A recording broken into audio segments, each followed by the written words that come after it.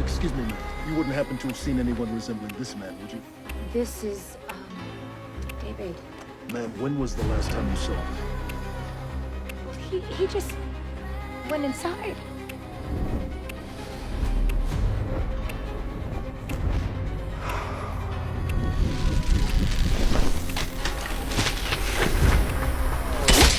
Two weeks ago, the family was suddenly notified that their son had died in action. The entire family was overwhelmed with grief.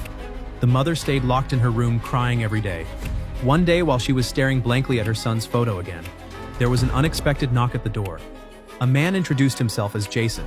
He claimed to be Ron's best friend from the army. The mother immediately invited Jason into the house. Jason pointed himself out in a few group photos from Ron's unit.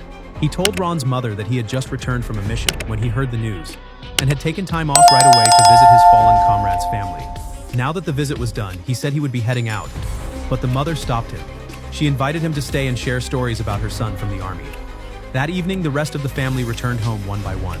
Ron's sister was instantly drawn to the handsome Jason, but the father didn't seem to like this tall stranger. His words were laced with suspicion toward outsiders. But Jason didn't seem to mind at all. Just then, Ron's younger brother came home with a bruised face. When Jason asked what happened, he brushed it off, saying he had simply fallen. Jason saw through the lie but didn't call him out on it. The next afternoon, Jason drove his pickup truck to the boys' school and instantly spotted the group of bullies who had hurt him. After pressing the boy for where they usually hang out, he drove straight to the bar they frequented and ordered each of them a drink typically meant for women. Feeling insulted, the thugs marched over to Jason's table and dumped the drinks right on his head.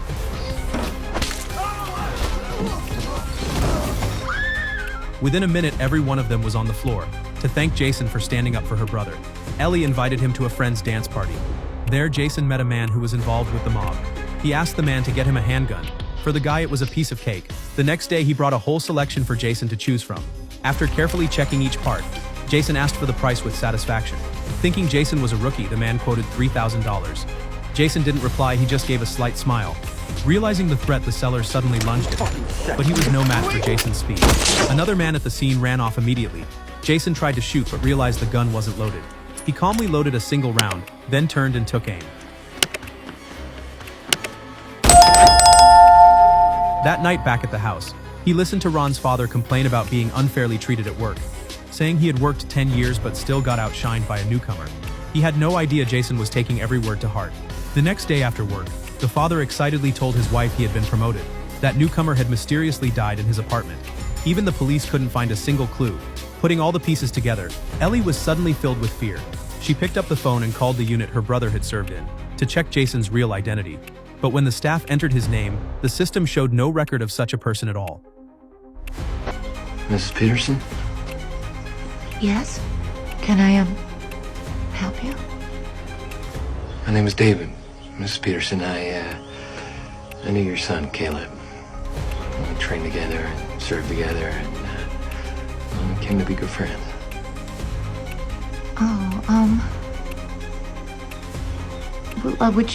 Would you like to come inside? Thank you, ma'am. Why did you come here first? Oh, well, like I said, me and your son, Caleb, we were pretty close. I was with him when he died.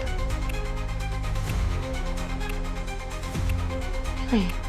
Yes, ma'am. And one of the things he asked was for me to check on y'all.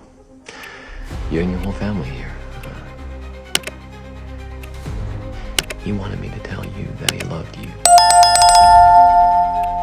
He specifically wanted me to tell each one of you that he loved you and he was thinking of you guys up until the end. I said I'd do that, and so here I am.